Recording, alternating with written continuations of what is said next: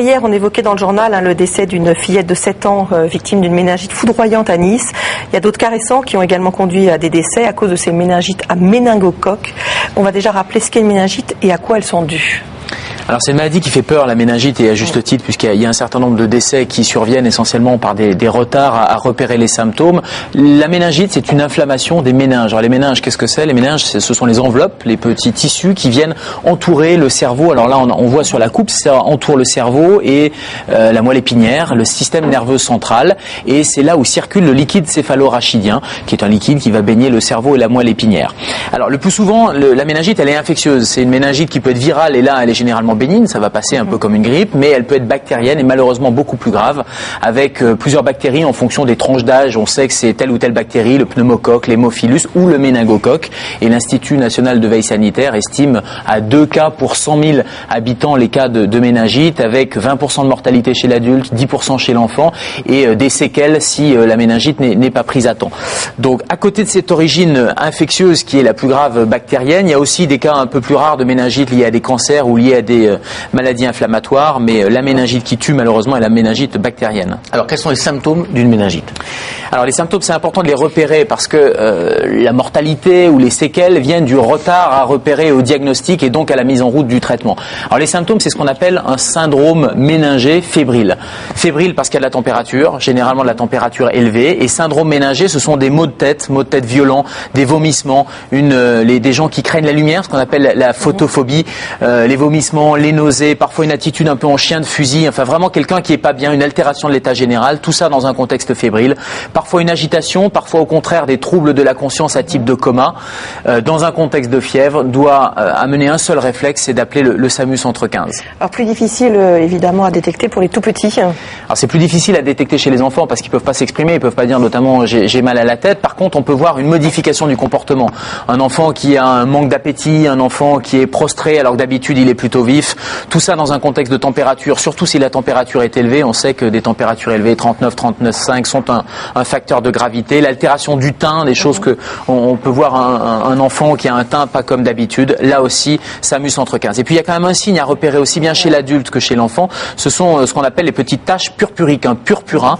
On a une photo, voilà, ce sont des petites lésions violacées sur la peau. Et ça c'est très super urgence. C'est une super urgence. Ça apparaît où exactement? Un enfant qui a de la température, qui peut avoir ces petites taches purpuriques, c'est parfois très discret, c'est au niveau des orteils, au niveau des pieds, et ça va parfois s'étendre. C'est pas forcément sur tout le corps, en tout cas au début. Et en revanche, ça peut s'étendre de manière très rapide. C'est pour ça qu'on appelle ça le purpura fulminans, parce que c'est fulminant avec une méningite qui va pouvoir malheureusement emporter surtout les enfants, parfois les adultes, en quelques heures. C'est lié au méningocoque. Alors il y a plusieurs sérogroupes, plusieurs variétés de méningocoque, A, B, C, Y, peu importe à la limite. Mais c'est le méningocoque qui est responsable de ces épidémies de méningite qu'on entend parfois dans les médias et surtout dans les périodes hivernales. Une fois qu'on a appelé le centre 15, comment le diagnostic est fait?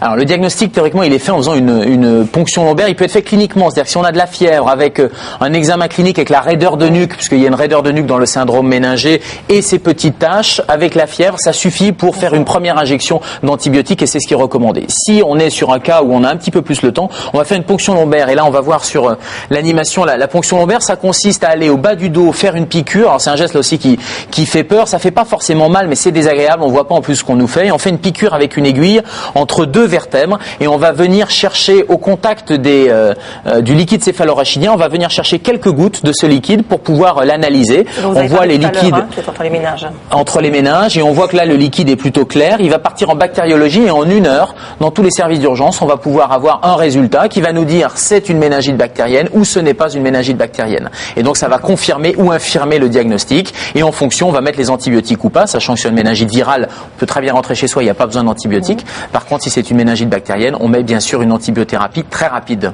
Il y a une prévention possible à cette méningite? Ah oui, il y a même 2 préventions possibles. La première des préventions, c'est le calendrier vaccinal et respecter la vaccination.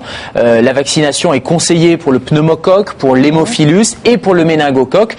Par exemple, le méningocoque C, qui est une des souches de méningocoque, la vaccination est conseillée de l'âge de 12 mois jusqu'à l'âge de 24 ans.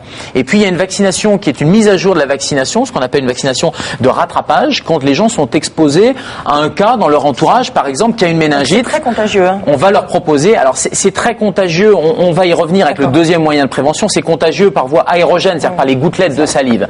Mais donc on peut proposer cette vaccination de rattrapage à l'entourage d'un cas. On a vacciné un lycée en Absolument. entier ou, Alors la vaccination, c'est important en rattrapage, mais il y a aussi un deuxième moyen. l'antibiotique. Qui est l'antibiotique. Alors l'antibiotique, c'est ce qu'on appelle l'antibioprophylaxie. Et donc on va donner pendant 48 heures des antibiotiques aux gens qui ont été contact du sujet qui a la méningite.